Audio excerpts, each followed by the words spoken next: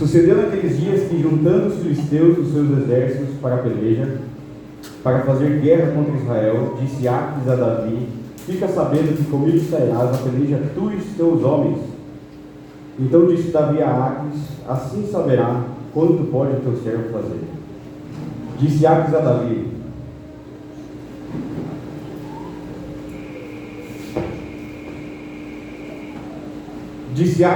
por isso te farei minha guarda pessoal para sempre. Já Samuel era morto e todo Israel tinha chorado e o sepultado em Ramá, que era a sua cidade. Saul havia desterrado os médicos e adivinhos, e ajuntaram-se os filisteus e vieram acampar-se em Sunem. Ajuntou Saul todo Israel e se acamparam em Gilboa. E vendo Saul o acampamento dos filisteus, foi tomado de medo e muito se estremeceu o seu coração. E consultou Saul ao Senhor, porém o Senhor não lhe respondeu, nem por sonhos, nem por urim, nem por profetas. Então disse Saul aos seus servos: apontai uma mulher que seja médium, para que encontre com ela e a consulte.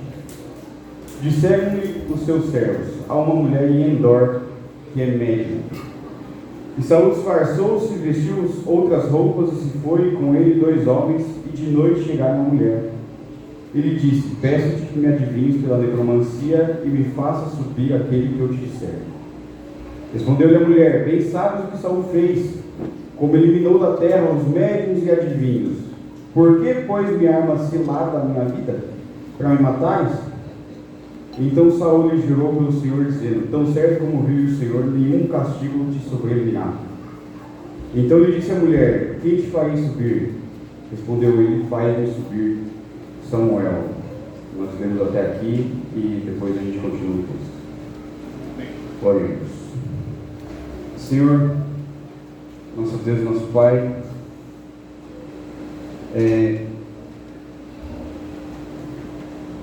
diante da minha incapacidade e da minha pequenez e da minha insuficiência, eu suplico e clamo.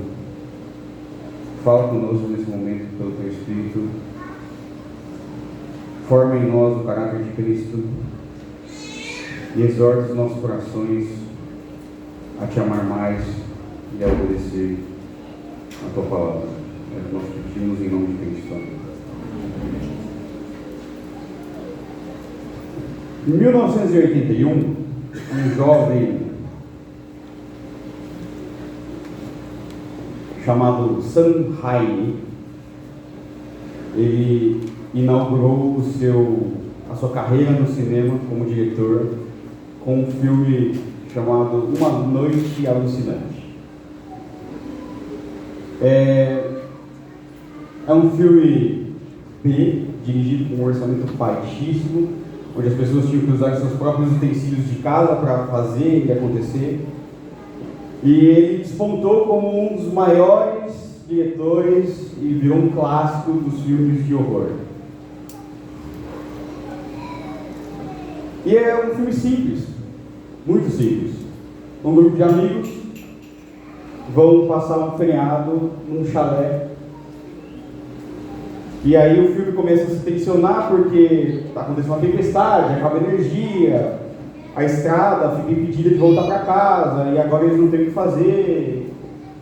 E aí o ápice do filme, o clímax do filme, é quando eles acham, esse grupo de amigos acham, no porão do chalé, um livro sumério, chamado o Necronômico, que é o livro dos mortos. É um livro de bruxaria, um livro de feitiçaria, onde há rituais para trazer de volta os mortos. E a partir daí vira uma chacina até o final do filme. E é exatamente isso que acontece aqui. No capítulo 27 do livro de 1 Samuel, uma tensão é plantada na história de Davi quando ele se impõe um exílio, quando ele vai para a terra dos filisteus. E o texto começa a nos fazer questionar qual é o futuro de Davi. Saul não morre, Saul não entrega o reino, Saul persegue Davi de dia e de noite, e aí Davi, tomado de medo, ele fala assim: quer saber, eu vou para lá. Lá o pessoal não gosta de mim, mas eu vou estar mais seguro. E aí, o que o texto gera em 1 Samuel 27 é: e agora? O que vai ser de Davi? E essa tensão, ela aumenta aqui no capítulo 28, nos 2 primeiros versos, porque Aquis agora, rei de Gate, ele está confiante. Por conta das mentiras de Davi no final do capítulo 27, Aquis acha que Davi está destruindo e enfraquecendo Israel. E ele fala: agora é a hora. Agora é a hora. O melhor guerreiro da terra está do nosso lado. Se tem um momento mais oportuno do que esse para atacar Israel, é agora. E aí eles se ajuntam. E Aquis fala assim: Davi, você vai comigo. Você vai comigo. E a resposta de Davi é uma espada no coração do leitor, porque Davi fala assim: agora sim você vai ver o que eu sou capaz de fazer. Como assim? Agora como? Capaz de fazer o quê?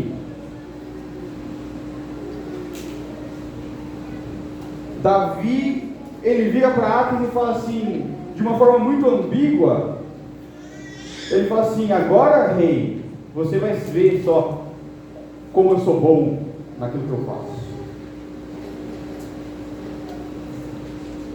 Mas você vai contra Israel? Agora você vai realmente lutar contra Israel e destruir Israel de fato? Ou não? Ou é o que você vai fazer a favor de Israel comigo? A resposta de Davi é ambígua, a gente não sabe. E isso gera uma tensão ainda maior no texto. E, convenhamos, isso aqui é um brilhantismo narrativo sem igual. E esse brilhantismo narrativo vai até o final do livro, até o capítulo 31.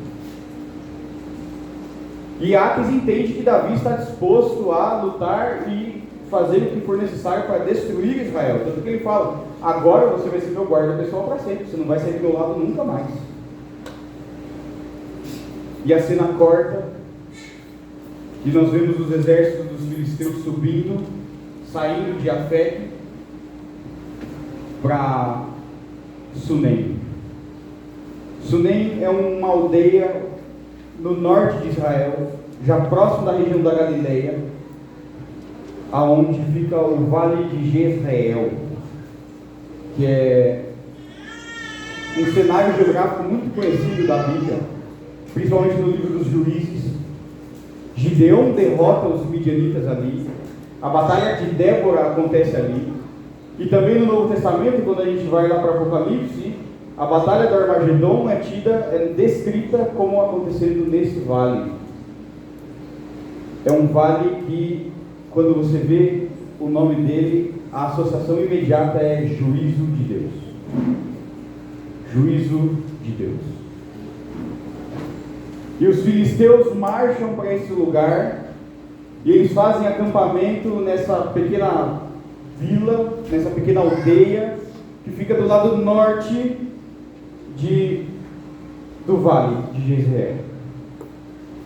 E é um ponto estratégico importante, porque nós temos aqui rotas comerciais entre o Jordão e o Mediterrâneo, e principalmente a conexão entre as tribos do norte e as tribos do sul passam por aqui.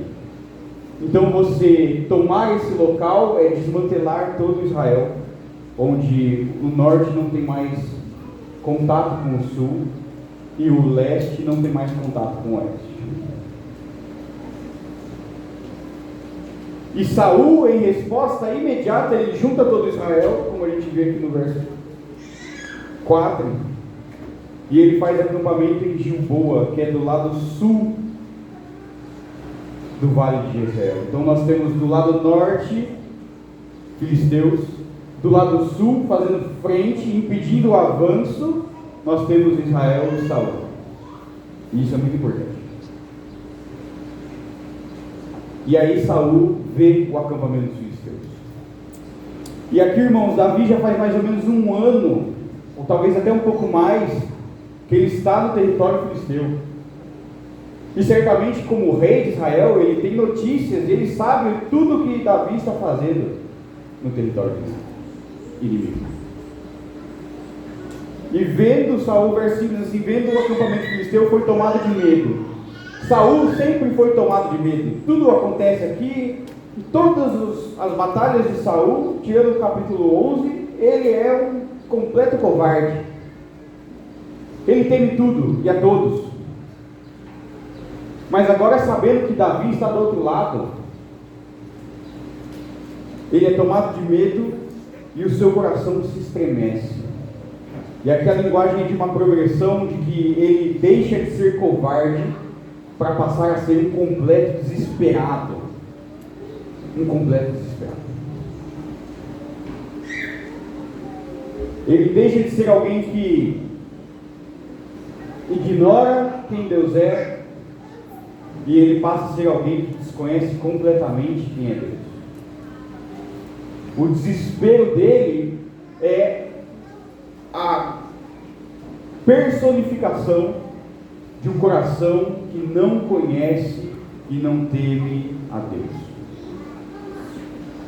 E aí, como que um coração que não conhece a Deus, que não teme a Deus, que ignora e permanece no seu pecado diariamente, quer consultar ao Senhor como ele faz no verso 6? É óbvio que Deus não vai responder. E Saul consulta a Deus de todos os meios possíveis, por sonhos, e é comum Deus falar aos líderes, aos reis, por sonhos. Deus fala com Faraó lá em Gênesis, por meio de sonhos.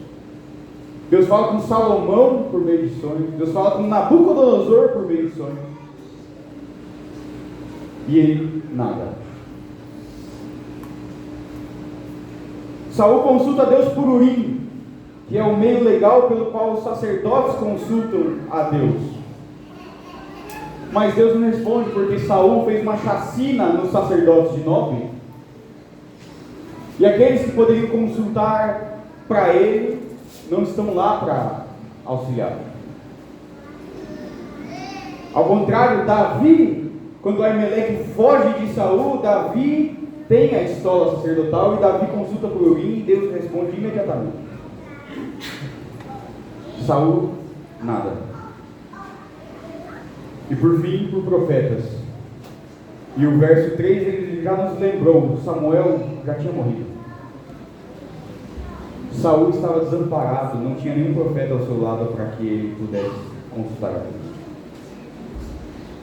E eu não sei se vocês lembram do último episódio de Saul no meio dos profetas, onde ele fez aquele show nu para sua vergonha e humilhação. Saul não fazia nem parte, nem de longe, do meio dos profetas.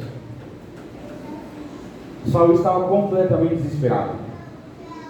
E aí, no meio de tanto desespero, ele toma a melhor solução possível. O que ele faz? Alguém me arrume, por favor, uma médium. Uma médium que ele sabia que não poderia estar ali, porque ele mesmo tinha expulsado ela do território de Israel. Porque em Levítico 19, Deus fala assim: aquele que consultar os mortos, aquele que praticar a necromancia, aquele que praticar a feitiçaria, ele vai ser cortado do povo. E cortado do povo é pena capital. Ele não vai ser exilado, ele não vai ser colocado de lado, ele vai ser eliminado do meio do povo. Ele sabe que aquilo que ele está fazendo, aquilo que ele está pedindo, é imediatamente contra a lei. Mas ele não se importa. E os servos dele também não se importam, porque eles sabem exatamente onde essa mulher está. Ela está em Endor. E onde fica essa cidade? Depois de Sunem. Fica mais ao norte. Ela é uma aldeia na tribo de Manassés, depois do vale de Jezreel. Ou seja, para chegar lá, Saul tinha que passar por entre as linhas inimigas e até depois das linhas inimigas. E ele está extremamente disposto a isso. E ele vai. Verso 8 diz que ele se disfarçou, ele tira suas roupas, as suas joias, ele tira aquilo que identifica ele como um rei, e ele pega 2 homens e eles vão. E eles atravessam aí cerca de 12 a 15 quilômetros entre os inimigos para chegar nessa mulher. Saul tem menos medo de Deus do que dos filisteus que podem matá-lo ali imediatamente. O que é isso? A não ser um completo desconhecimento e desprezo pela palavra de Deus e por quem Ele é. E aí ele chega e ele fala assim: peço-te que me desvies pela necromancia e me faça subir aquele que eu te disser. E a mulher fala assim: mas pode ser uma pegadinha isso aqui, vocês estão querendo me prender. O que me garante? Qual é a garantia que você vai me dar que você não está aqui para tentar me matar? Porque Saul já expulsou todo mundo da terra. Qual é a garantia que você vai me dar? E aí Saul, cheio de sabedoria, ele fala assim: tão certo como vive o Senhor. Ele está invocando o Deus da aliança. Ele diz assim: nenhum castigo sobrevirá por isso. Eu sei que o que a gente vai fazer aqui é abominação diante de Deus. Eu sei que o que a gente vai fazer aqui foi condenado por Deus. Eu sei que Deus vai matar todo mundo que estiver aqui, porque o que a gente está fazendo é contra a lei, e Ele já determinou isso. Mas eu, Saul, como eu sou melhor que Deus, eu estou te garantindo, não vai acontecer nada com você. Que sabedoria! E a mulher acredita nele. Tá bom, se você está falando, vamos lá. Quem que você quer ver? E aí Saul fala assim: me faça subir Samuel, aquele que era a palavra de Deus, aquele que representava a Deus e a sua vontade e a sua lei para todo Israel, aquele que provavelmente orientou Saul a expulsar todos os médiuns de Israel. Eu quero ver esse cara. E aí, irmãos, daqui para frente é só para trás. A partir do momento que o livro da necromancia foi aberto, não tem nada que possa ser salvo. E aqui começa o nosso terrível filme de horror.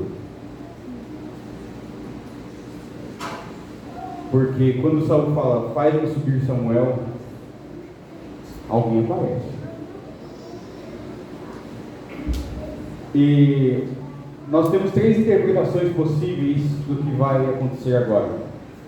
A primeira e menos possível é que tudo que acontece agora é um truque feito por essa farsante, por essa mulher que se diz necromante. É algum tipo de hipnose ou algum tipo de ilusionismo, e tem até aqueles que vão dizer que, por conta dos rituais pagãos envolverem elementos de tóxicos, né? Então aqui Saul está tendo uma alucinação. E isso se fundamenta em 2 coisas apenas: a forma genérica como ela responde Saul. Eu vejo um espírito subindo aqui. É um velho de capa. Muito genérico, muito abstrato. A segunda interpretação corrente é que Deus permite que um demônio ou um espírito maligno surja para ou enganar ou para dar algum tipo de juízo contra Saul, porque no verso 13 ela fala assim: eu vejo um Deus que sobe da terra, e a palavra ali é Deus mesmo, porque no hebraico é Elohim. Mas eu acho um pouco provável isso aqui, porque lá em Samuel 16, quando Deus retira o espírito de Saul, O texto é muito claro e fala que Deus enviou um espírito maligno para atormentar Saul. Então não teria por que o autor bíblico dizer que o espírito maligno atormentava Saul atrás, mas agora não. E por fim, a interpretação que é mais plausível é que quem aparece aqui de fato é Samuel. E vamos para o texto, porque tem 5 elementos aqui que nós podemos confiar que é quem aparece é Samuel. O primeiro é, verso 12: vendo a mulher a Samuel, gritou em alta voz a mulher e disse a Saul: por que me enganaste? Pois tu mesmo és Saul. A Bíblia dá o nome de quem aparece: Samuel. E o nome dele aparece mais 3 vezes no texto. E nós cremos que quando Deus inspira os autores bíblicos, ele pretende, a palavra que está pretendida pelo autor aqui é verdadeira. Então, se o nome de Samuel aparece, nós podemos crer que, pela doutrina da inspiração, foi Samuel que apareceu.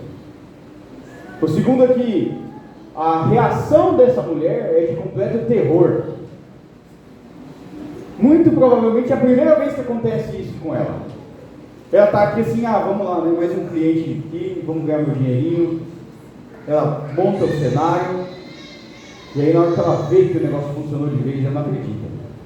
Ela dá um grito de completo desespero e terror. É uma reação completamente inesperada dela.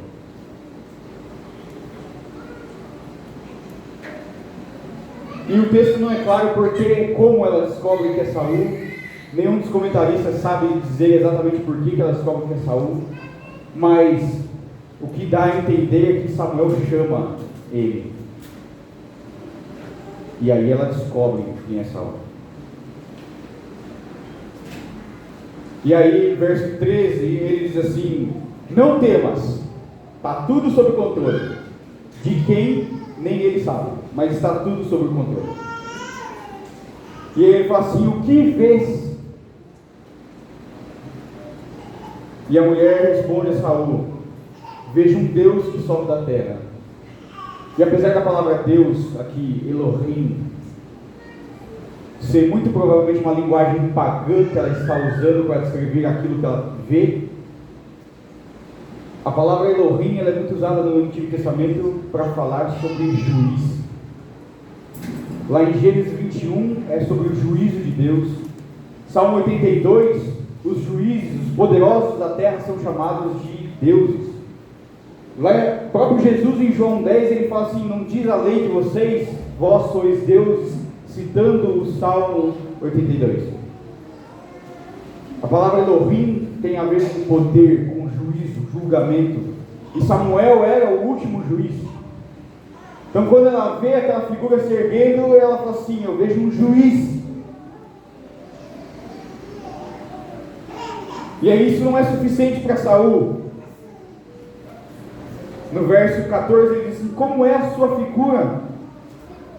Respondeu ela: vem subindo um ancião que está envolto numa capa. E essa palavrinha aqui é muito importante, porque parece genérico, mas não é. A tradução mais precisa é uma capa que foi rasgada, ou um trapo. E como nós vimos lá em 1 Samuel 15, que o irmão Fernando leu agora, quando Saul se vira para Samuel e puxa ele pela capa, sua capa se rasga, e Samuel diz a ele: hoje o Senhor rasgou o reino de ti. E essa foi a última vez que Saul viu Samuel. A imagem imediata que Saul vê é Samuel com a capa que ele mesmo rasgou. E a conclusão do verso 14 é: entendendo Saul que era Samuel, ou percebendo Saul que era Samuel, caindo em si que ele estava diante de Samuel, ele se inclinou com o rosto em terra e se prostrou.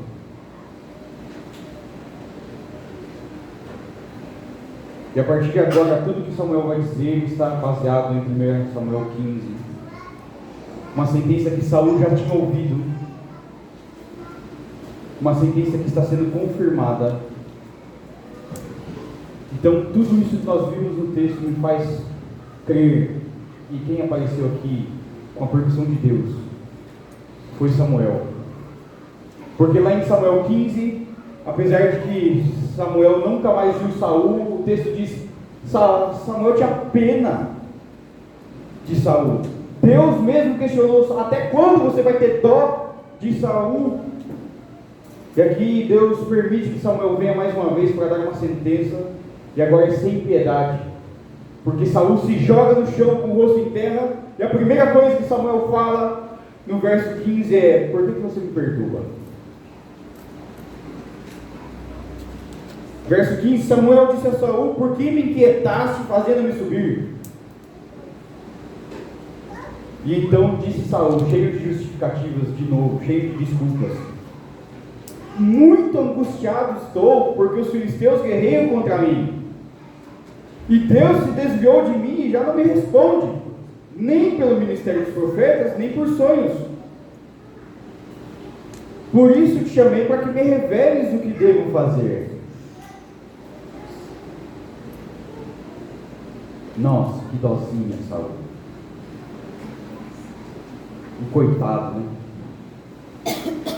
E aí Samuel diz, verso 16: porque pois o Senhor fez para contigo, como por meu intermédio eles te disseram, tirou o reino da tua mão e o deu ao teu companheiro Davi.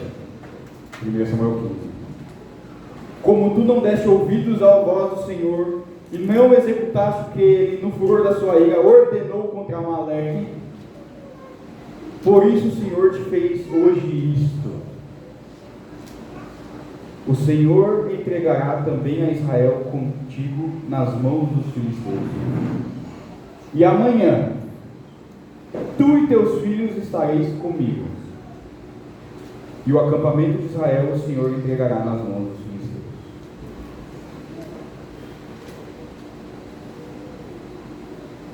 Samuel não trouxe nada de novo, a não ser que amanhã é o prazo limite. Amanhã chegou a data de vencimento. Acabou. Lá em 1 Samuel 15, Samuel fala para Saul assim: por que você não obedeceu? É melhor que você tivesse obedecido do que você pegar todo esse boi que você roubou e levar lá oferecer em sacrifício. Era só ter obedecido, Saul. Mas a rebeldia é como feitiçaria. É como feitiçaria. E nesse exato momento, a rebeldia de Saul não é mais só apenas como feitiçaria, ela se tornou, ela encarnou a feitiçaria propriamente. Saul levou a sua rebeldia às últimas consequências, e ele não se importa com Deus. Ele não se importa com Deus. Saul é um mentiroso, deslavado, um canalha. Saul não tem, ele quer se passar de bom moço, ele quer se passar de coitado, mas ele no seu coração, ele é tão sujo e tão miserável quanto essa feiticeira. Não tem desculpinhas para Saul. E Samuel fala assim: ó, tudo aquilo que eu já tinha falado para você, o reino foi cortado da sua mão, o reino foi tirado de você, o reino vai passar para Davi, porque ele é melhor do que você. Tudo isso agora tem um outro tom. Saul, já deu. Amanhã você e seus filhos todos estarão mortos. Chega, basta. Basta.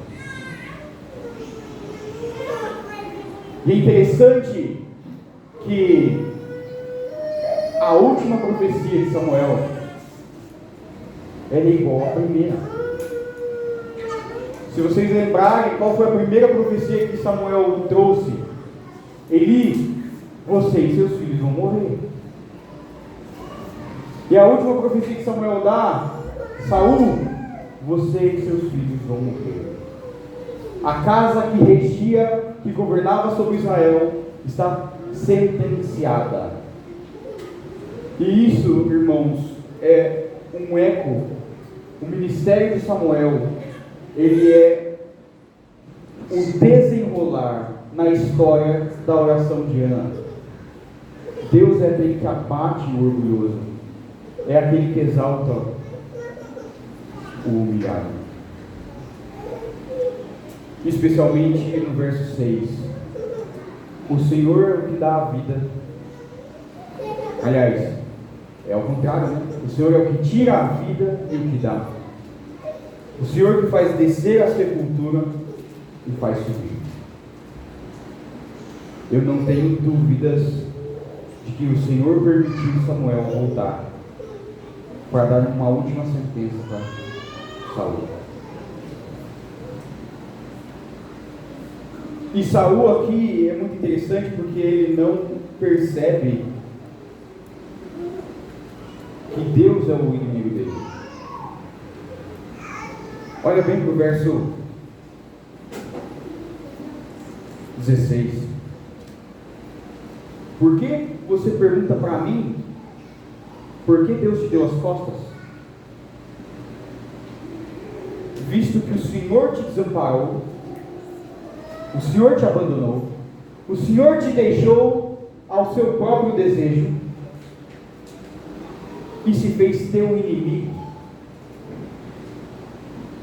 Por que você vem me perturbar para saber a vontade de Deus, se Deus já te fez inimigo dele? Isso aqui é alguém que está fora da aliança, alguém que está fora do povo. Saul não é contado entre os israelitas. E Saul não se importa com isso. Porque se Saul tivesse ouvido exatamente o que Samuel disse agora, a gente não veria o show de horrores que vem do verso 20 em diante. Seguindo o texto, diz assim: de súbito caiu Saul estendido por terra e foi tomado de grande medo por causa das palavras de Samuel. O peso da sentença de Samuel caiu sobre ele e ele não aguentou, ele caiu no chão. E faltavam-lhe as forças porque não comera pão todo aquele dia e toda aquela noite. Lembra no capítulo 14 que Saul diz assim: ninguém vai comer pão aqui até a gente derrotar aquele povo. Saul inventando lei onde Deus não tinha falado nada.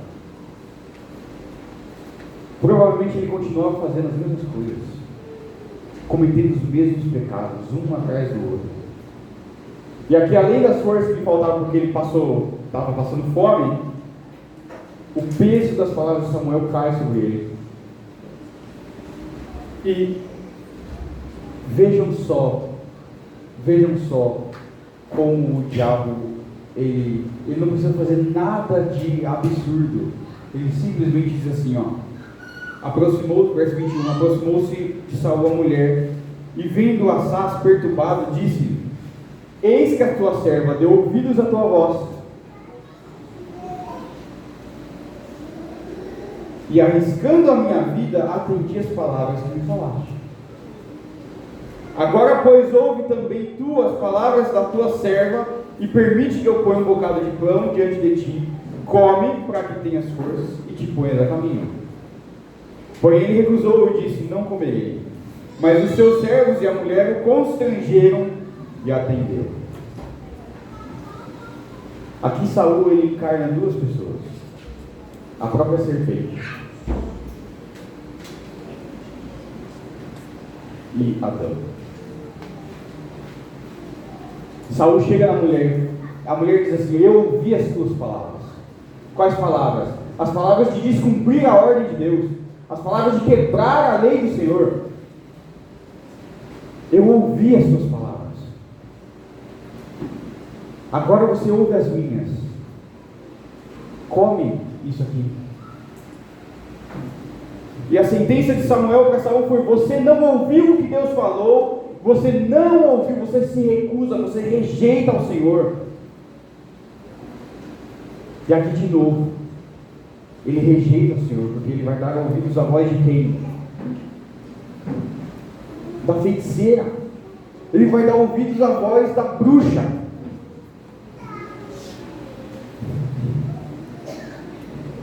É cômico se não fosse tão trágico. E aí eles constrangem ele, e de novo ele dá a voz ao povo, ele dá a voz a qualquer outra pessoa menos a Deus. da Saul aqui é a serpente, que em nome de Deus fala assim: não vai acontecer nada com você, pode desobedecer. Você acha que se você comer da árvore, você vai morrer? Você acha que se você consultar os mortos, Deus vai fazer alguma coisa com você? E aqui ele dá ouvidos à serpente de novo. Ele dá ouvidos à feiticeira. E o que acontece agora é um banquete. Diz assim o verso 24: tinha a mulher em casa um bezerro cevado, apressou-se e o matou, e tomando farinha, a amassou e cozeu em bolos asmos, e os trouxe diante de Saul e seus servos e comeram. Um banquete. Um banquete. E esse banquete é o que Paulo vai dizer lá em 1 Coríntios 10. Isso aqui é mesa de demônios. Mesa de demônios. Eles estão quebrando a lei de Deus e se banqueteando. E isso aqui é uma blasfêmia contra a Páscoa, porque nós temos muito claro aqui: ela fez pães asmos, bolos asmos, os pães sem fermento. Os pães sem fermento que simbolizavam na Páscoa o povo de Deus puro, livre do pecado, sem contaminação da cultura e da idolatria dos egípcios. Enquanto esse pão aqui não tem qual fermento? A palavra de Deus. Tudo que esse pão representa aqui é um amontoado de pecado, idolatria e blasfêmia. A Páscoa do Senhor, a mesa do Senhor, na qual o rei deveria se sentar, está sendo profanada. O Éden está sendo reproduzido, e a mesa do Senhor está sendo blasfemada num banquete diabólico. Que cena horrenda e tenebrosa.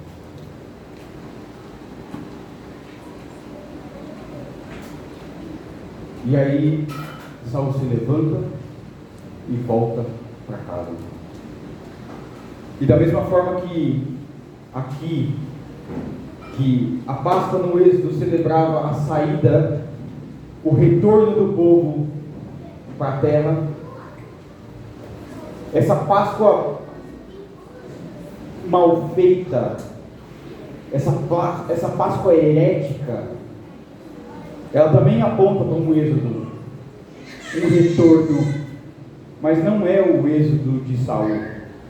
Não é porque Saul vai cruzar agora as linhas inimigas e voltar para o território de Israel. Não. Quem é o rei verdadeiro que está exilado? Davi.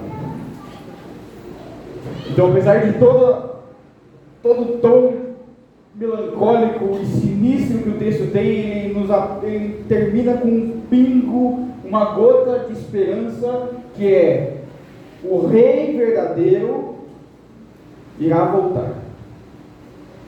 Saul está cortado. Saul não é rei de nada. Mas Davi, aquela ponta de dúvida, aquela ambiguidade, aquela tensão que o texto começa falando assim: e agora, Davi vai fazer o quê?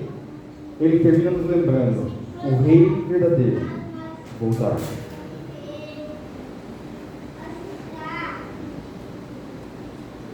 E esse texto, se nós acabássemos aqui, a gente voltaria para casa horrorizados e falando: não é possível que isso aqui está na Bíblia. Não é possível, né? A Bíblia é um livro do amor de Deus, também. Mas, além de revelar o amor e a graça de Deus, a Bíblia está aqui para revelar como é o nosso coração, como nós somos, de fato. E esse texto é o espelho de prova que nós podemos checar o nosso coração. Nós somos rebeldes? Definitivamente. nós somos inimigos de Deus? Romanos 3. Definitivamente. Nós somos aqueles que, em tempos de desespero, procuramos qualquer solução e rejeitamos a voz de Deus? Certamente. Posso dizer, eu sou o primeiro nessa lista. Todos nós. Ninguém escapa.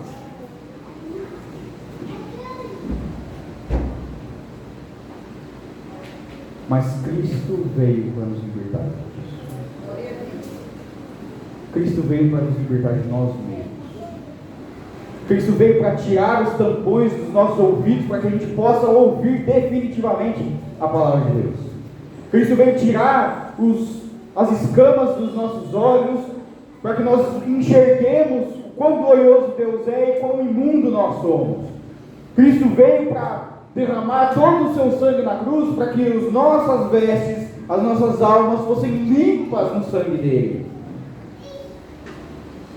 E Cristo ressuscitou dos mortos, como garantia de que nós, agora habitando nele, não seremos mais separados de Deus de forma alguma. Cristo veio e recebeu a punição por toda a nossa rebeldia, por toda a nossa feitiçaria. Cristo já recebeu essa punição, para que hoje, justificados pela fé e pela fé somente, Deus não seja mais inimigo nosso. Deus não olhe para nós mais como Deus olhou para Saul nesse momento e falou assim: você está cortado do meu povo, e sobre você recairá uma condenação que não tem peso, não tem tamanho, não pode ser medida. E esse olhar de juízo e condenação sobre nós foi apaziguado pelo sangue de Cristo, pelo sangue do Cordeiro puro e santo, que voluntariamente deu a sua vida por nós. Esse espelho do nosso coração, se nós ainda estamos olhando para ele e confere, significa que nós estamos talvez rejeitando, deixando de ouvir o evangelho anunciado e deixando de contemplar o Cristo morto, ressurreto e glorificado por nós.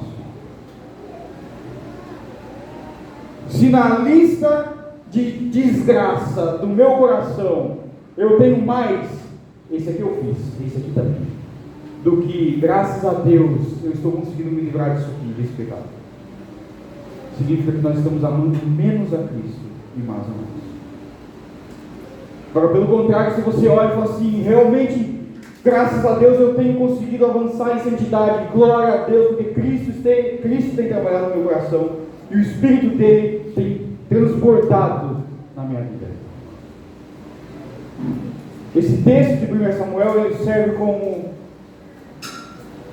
olhe para você, veja se é isso mesmo, é essa vida que você está vivendo?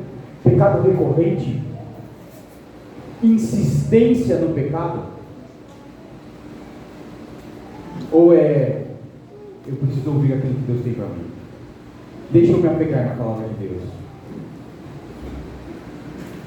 eu não vou rejeitar aquilo que o Senhor tem dito, aquilo que o Senhor tem revelado na sua Escritura, porque Cristo já fez tudo por nós, cabe a nós agora, como responsáveis, nos apegarmos e abraçarmos o que Cristo é e o que Ele fez e descansarmos nele. Algumas aplicações para nós nesse momento.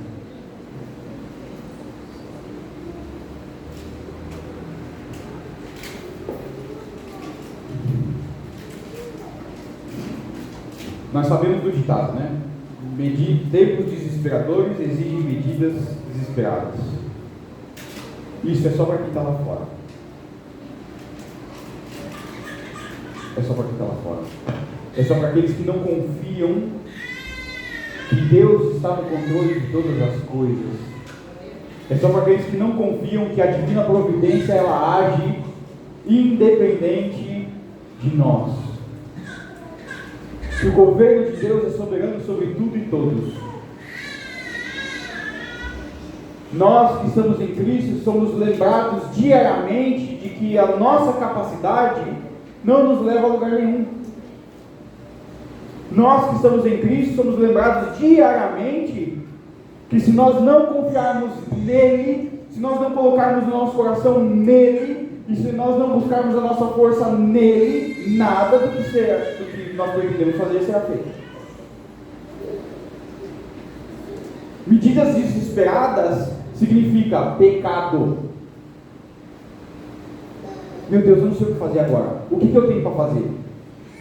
Eu tenho isso aqui, que eu posso fazer com o meu braço, que eu pensei com a minha cabeça, e que eu não orei, eu não busquei a Deus, eu não fui buscar o aconselhamento de um irmão mais maduro.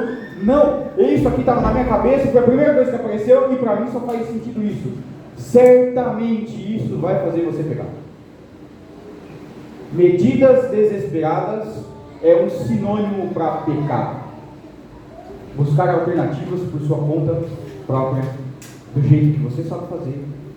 Eu só faço isso do meu jeito, eu só quero fazer isso do meu jeito, e é só isso que vai dar certo. Não vai dar certo. Porque tem uma frase do Josemar Bessa: não chame de bênção aquilo que você conquistou com o pecado. Se você precisou pecar para conseguir alguma coisa, medida desesperada. Confie no Senhor. Paulo vai dizer: não tem provação que Deus já não nos deu escape. Não tem nada que nós não possamos suportar, que Deus não está nos auxiliando a suportar, e que Ele já não nos dá um escape. Irmão, está apertado, está difícil, as coisas estão ruindo, eu não consigo, não tenho vislumbre de solução. Vai orar. Irmão, traga a sua dificuldade aqui. Nós vamos orar juntos, nós vamos buscar a Deus juntos, nós vamos pensar como igreja juntos, para que você não vá buscar a sua solução no pecado.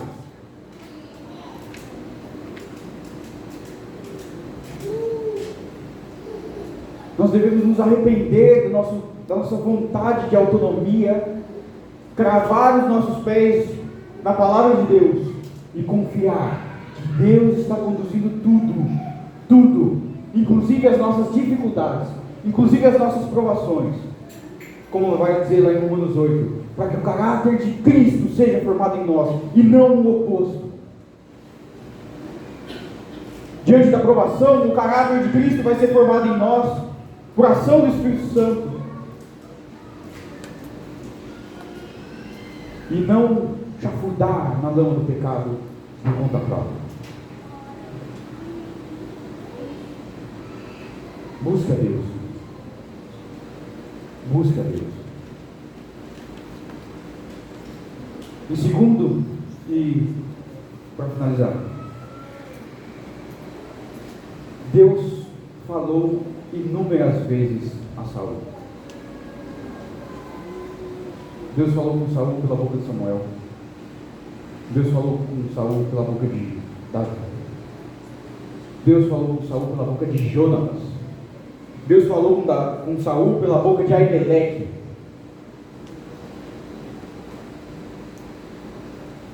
Saul rejeitou o conselho do Senhor todas as vezes.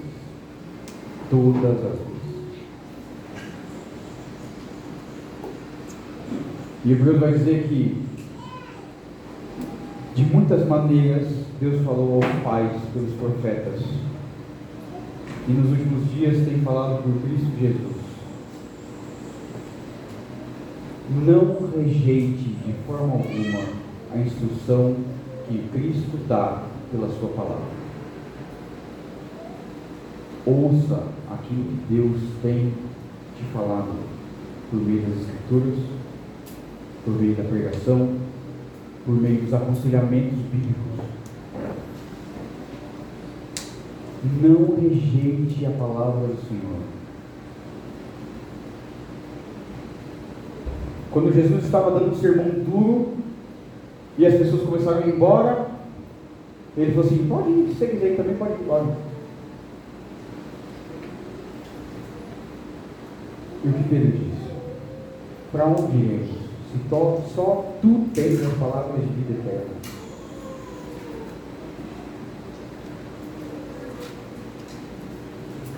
Rejeitar a palavra de Deus é rejeitar a própria vida.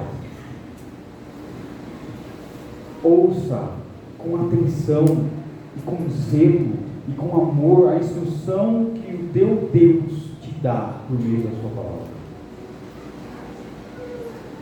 Jesus revela o quão longânimo Deus é, o quão paciente, o quão tardio em irar-se Ele é. Toda a Escritura aponta o quão misericordioso, gracioso, e amoroso e bondoso Deus é.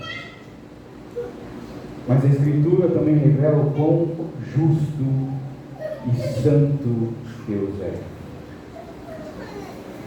E não existe revelação mais clara do amor e graça de Deus, assim bem como a sua justiça santa e terrível, do que a cruz. A cruz. Na cruz, Cristo derrama sua graça e amor com abundância sobre o seu povo. Mas na cruz, Cristo recebe toda a ira de Deus, justa e santa, contra o pecado do seu povo. O quão terrível é cair nas mãos de um Deus irado.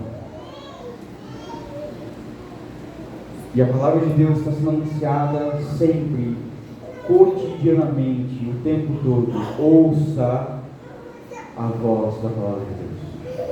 Ouça Cristo falando por meio das Escrituras. Ouça a sabedoria de Cristo por meio dos aconselhamentos dos irmãos mais maduros. Não rejeite de forma alguma a palavra de Deus, pois não há vida fora dela. Não há vida fora de Cristo. Há apenas destruição e lamento. Curve suas cabeças, vamos lá.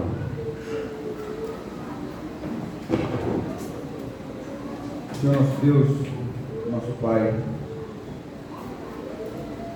aquele que é justo e santo e cheio de amor e bondade, ouve agora, Senhor, o clamor das nossas almas, do nosso coração.